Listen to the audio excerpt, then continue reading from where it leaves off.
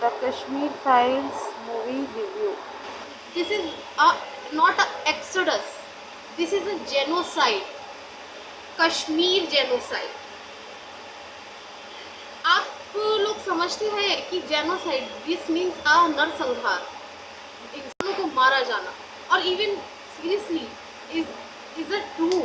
क्योंकि जो ऐसे ऐसे मकान मालिक है ना, कुछ तो मैं जो मतलब काफ़ी हॉरर मकान मालिकों के बीच में रही हूँ जहाँ पे मैंने ऐसी चीज़ें लोगों से सुनी है कि यहाँ पर पहले लोग पंडित लोग रहते थे, वो एक रात में उन्हें खाली करना पड़ा था।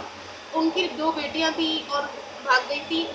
मतलब भाग गई थी नहीं, डजन गलत वाला नहीं, मतलब अपने माँ बाप के साथ एक रात में उन्होंने छुप के भाग गए थे। मतलब ऐसा क्या हुआ, ऐसा क्या हुआ? और दूसरा कि एक फैक्ट और है कि वहाँ पे एक लेडीज़ को भी मारा गया था। पता नहीं कितनी ऐसी जाने जा चुकी है, एकदम नरसंहार की तरह, एकदम जैसे not exodus, is just genocide. और ऐसा है, ये जो मकान मालिक ऐसे ही 7 साल पुराना, is just like be an genocide type. Kashmir has been never integral part of India and this is a historical fact. नमस्कार दोस्तों, हमारे चैनल में आप सभी का स्वागत है। कैसे आप सब? उम्मीद करती हूँ आप सब बहुत अच्छे होंगे। तो मैं हूँ हर्षी बिरला।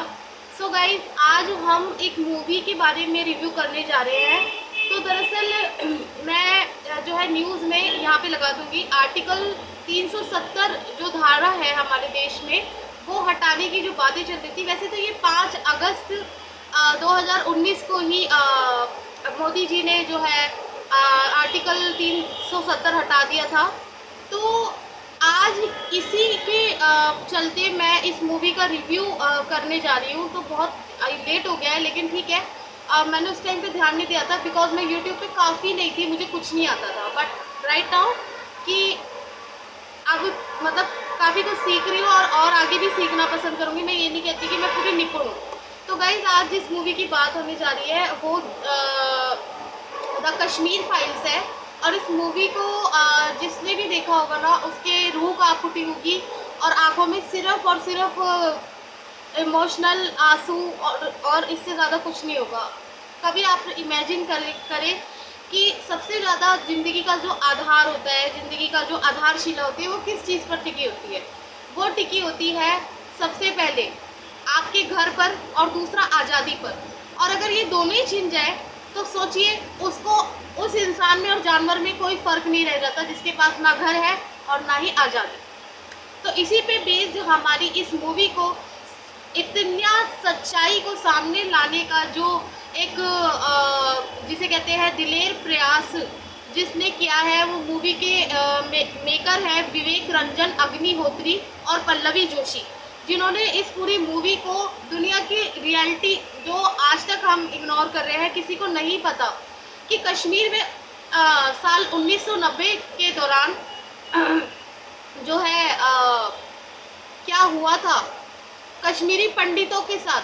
40,000 कश्मीरी पंडित मारे गए थे बिना वजह। उनको खुद के ही घर से बंदूक की नोक पर बाहर निकाल के और उनके साथ जो है किया गया था, जो भी गलत चीज़ें, वो इस कश्मीर फाइल में, द कश्मीर फाइल्स में दिखाया गया है।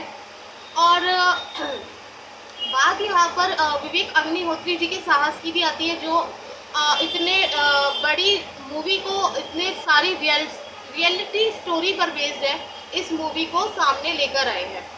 तो द कश्मीर फाइल्स यानी कि एक ऐसी मूवी जिसमें आपके और मतलब रोंगटे खड़े हो जाएंगे कि कैसे आतंकवादियों का जो आतंक होता है और अल्लाहू अकबर के नारे लगाने के बाद वो इतना गंदा आतंक फैलाते हैं, उस आतंक को कैसे वो कश्मीर में घुस के और कैसे कश्मीरी पंडितों की हत्या करते हैं। उसमें बालकृष्ण गंजू नाम से एक इंसान होता है, वो इंसान जो कि बेचारे का कोई वो नहीं होता है, निर्दोष व्यक्ति जो कि वहाँ के एक टेलीकॉम कंपनी में श्रीनगर की काम करता है। और बेचारा वो उस बंदे को, उसका पड़ोसी आतंकवादियों को बता देता है कि भाई उसकी बीवी जो है चावल के कंटेनर में से छुपा देती है आतंक की वजह से। तो चावल के कंटेनर में छुपने के बावजूद आतंकवादी उसे जब तक फायरिंग करते हैं जब तक कि वो चावल के कंटेनर से खून नहीं बहने लग जाता है, और वही चावल का कंटेनर और में से चावल निकाल के वो खून में भीगे चावल उसकी पत्नी को खिलाते हैं। और ये दिल दहलाने वाली जो घटना है कि हाँ तुम्हारी जान छोड़ देंगे अगर तुमने ये चावल खा लिए, तो ये दिल दहलाने वाली जो घटनाएं हैं ये रियल में हुई हैं। और फिर बाद में उसकी पत्नी के साथ भी जबरन उसे बाद में ले जाते हैं और रेप होता है, और फिर उसको बीच में आरी में से काट दिया जाता है। बहुत, आप खुद जाके इंटरनेट पे देखिए, बहुत कश्मीरी पंडितों के साथ जो बर्बरता हुई है, जो बेरहमी के सलूक हुए हैं, वो तो हुए हैं। साथ में उनकी जो साल कहानी के काफ़ी पीछे चली जाती है, जब एक बच्चा दिखाया जाता है जिसका नाम होता है कृष्णा। बात यहाँ से शुरू होती है। जो कृष्णा होता है वो एक बहुत ही हाई क्लास की यूनिवर्सिटी में पढ़ता है और हाई एजुकेटेड पर्सन होता है, और वो कॉलेज गोइंग होता है। तो उसके जो वो है कश्मीर में जो हुआ था, वहाँ पे जो कश्मीरी पंडितों के साथ हुआ था, उसका सच पता लगाने के लिए वापस से कश्मीर में लौटता है और वहाँ पे जाता है अपने अपनों के बीच में, ताकि वो जो है कश्मीर का में जो कश्मीरी पंडितों के साथ हुआ था उसका सच पता लगा सकते हैं। उसको बताते हैं कि कैसे उनके साथ क्या क्या हुआ था। वो कहते हैं कि हमारे लोग मर रहे हैं, Kashmir, we want free Kashmir, free Kashmir we want. तो मतलब वी वांट फ्री कश्मीर के नारे लगते हैं। और वो लोग कहते हैं कि Indian dog go back to Kashmir, आतंकवादियों के नारे होते हैं। तो कश्मीर में जो जिस तरह का आतंक हुआ था साल 1990 में, उस आतंक को देखने के बाद वहाँ के जो कश्मीरी पंडितों ने अपना जबरन एक रात में घर खाली किया, और एक रात में घर खाली करने के बाद उन्होंने जो वो घर छोड़ दिए, और क्या नाम है पता नहीं वो कहाँ टेंटों में बस गए, उनके पास पैसे भी ख़त्म हो गए थे, सब कुछ, मतलब बहुत बुरा हालात में, बहुत भूखे प्यासे वो लोग रह रहे थे, कैसे शिविरों में वो गिरते पड़ते फिर रहे थे। तो क्या आवाज़ ये उठाई जाती है कि वापस उन्हें घर जाने का मौका मिलेगा? क्या फिर से वो कश्मीर के वो अपने घर के बाहर के नज़ारे देख पाएंगे? क्या आप सोच सकते हैं कि किसी के साथ ऐसा हो? क्या हर कोई इतना खुश नसीब होता है? वैसे मैं इस मूवी का रिव्यू इसलिए कर रही हूँ क्योंकि जब से मैं किराए के मकान में आई हूँ ना, तो जिस तरीके के मकान मालिकों के बिहेव रहे हैं, उस मूवी में एक इंसान को एक दिखाया गया है कि वो कहता है कि अगर आपके माँ को मारने के लिए कहते तो आप मार देते? तो कहते जी मार देते। तो वो कहते अगर आपसे आपके सगे भाई को मारने के लिए कहते थे तो कहते कि क्या करते? कहते जी मार देते। इसी तरह का कोई इंसान, इसी तरह का एक इंसान, मकान मालिक जो 7 साल पुराना था मेरा, वो बिल्कुल ऐसे ही था। ऐसे ही वो घर खाली कराना, वैसे ही सताना, वैसे ही मासूमों पे जो अत्याचार करना, वो दिल दहलाने वाले जो मैंने फीलिंग किया। और मेरे को, मैं तो अपने घर में रहती थी सोहनगंज कमला नगर के पास, सोहनगंज गली में आप सर्च करिए, मेरा घर, अपना खुद का घर वहाँ पे था।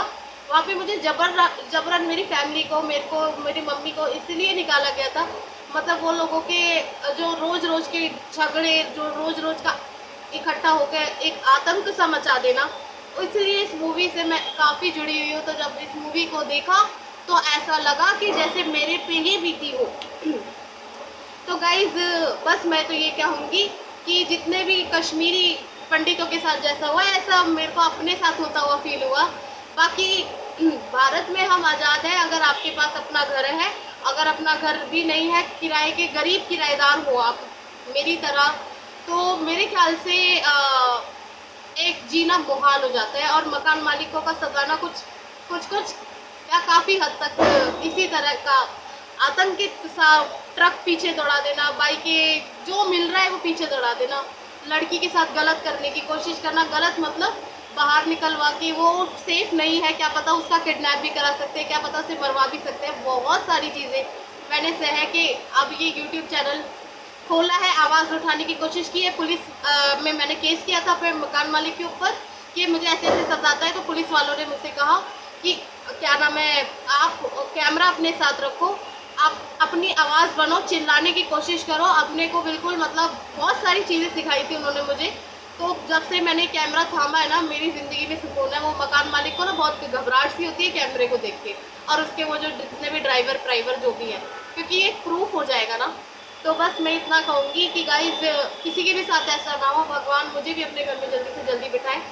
सो आप सब सपोर्ट करोगे तो हो जाएगा। बाकी द कश्मीर फाइल्स जब मैंने मूवी देखी, आप जिसने भी नहीं देखी प्लीज़ जाके देखना, पता चल जाएगा आपको कि जो सच को बाहर निकालने की जो कोशिश की गई है वो बहुत ही काबिल तारीफ़ है।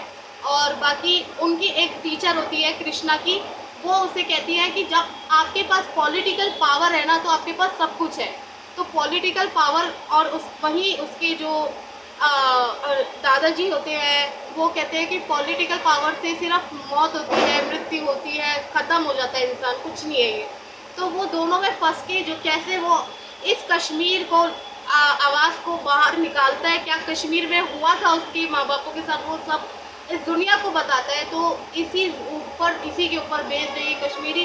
वो लोग कहते हैं कि यार कि कश्मीर की जो लड़कियां हैं, जो कश्मीरी पंडित की औरतें हैं, उनसे खाना छीना जाता है, उनसे पैसे छीने जाते हैं, तो निहायत गरीब कर दिया जाता है। इससे तो ये पता लगता है कि पैसा होना कितना ज़रूरी है, चाहे तुम्हें कैसे भी कमाना पड़े, चाहे तुम्हें गिर के कमाना पड़े या उठ के कमाना पड़े, पैसा होना इतना ज़रूरी है।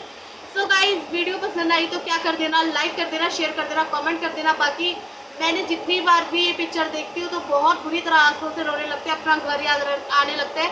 और बहुत ज़्यादा मतलब जो हुआ है मेरे साथ, काफ़ी हद तक वो कश्मीरी पंडितों के साथ ही सिमिलर हुआ था। तो बस भगवान किसी के साथ ऐसा ना करे। बाकी वीडियो पसंद आए तो लाइक शेयर कमेंट कर देना, which is Harshi Birla blogs. और ऐसी प्यारी प्यारी वीडियोज़ आप सबके सामने आती रहेंगी। So love you so much, keep supporting and channel को जल्दी जल्दी आगे बढ़ाओ प्लीज़ गाइस, प्लीज़ सब्सक्राइब।